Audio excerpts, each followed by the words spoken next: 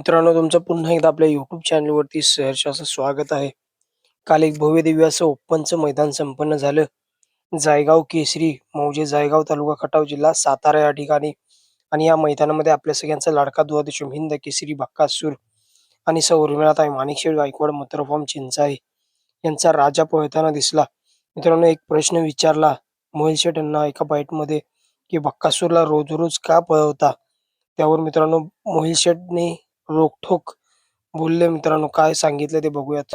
बकासूरची जेवढी महाराष्ट्राला काळजी नसेल ना त्याच्यापेक्षा जीवा पलीकडे त्याची मला काळजी आहे. त्याला कुठलं दुखणं काय मला सगळं माहिती असतं आणि त्याला कधी पळवायचा, कुठं झोपायचा, काय करायचं हे सगळं मला अनुभव आहे. त्यामुळं त्यांना फक्त कमेंट करायला काय जात नाही. ते नुसतं कमेंट करत जातात, तुम्ही रोज पळवतात असं तसं. पण ते आम्हाला माहिती असतं की त्याला रोज पळवलं नाही तर काय प्रॉब्लेम होतात काय नाही. बैल 3-4 दिवसाच्या पुढे बसून ठेवला तर बैल 3 पायावर चालतो, 1 पाय प्रॉब्लेम आहे त्याला. तर रोज नाही पळवलं तर बैल पायाने लंगतो, त्यामुळे बैला रोज पळवायलाच लागतो.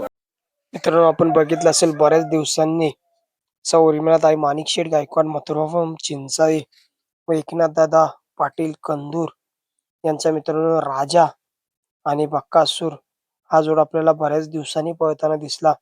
पाठीमागं मित्रांनो उर्मिळाताईंनी एक मैदान आयोजित केलं होतं मथुरफॉर्म चिंचाळे या ठिकाणी.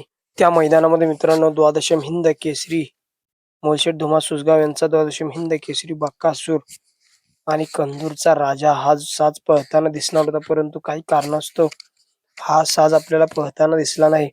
आणि काल जे भव्य दिव्य असं ओपनचं मैदान झालं जानुबाई देवीच्या यात्रेनिमित्त जायगाव केसरी भव्य दिव्य असं ओपनचं मैदान, या मैदानामध्ये मित्रांनो योग जुळून आला आणि मित्रांनो राजा आणि बक्कासूर तृतीय क्रमांकाचे मानकरी ठरले या भव्य दिव्य अशा जायगाव केसरी ओपनच्या मैदानामध्ये.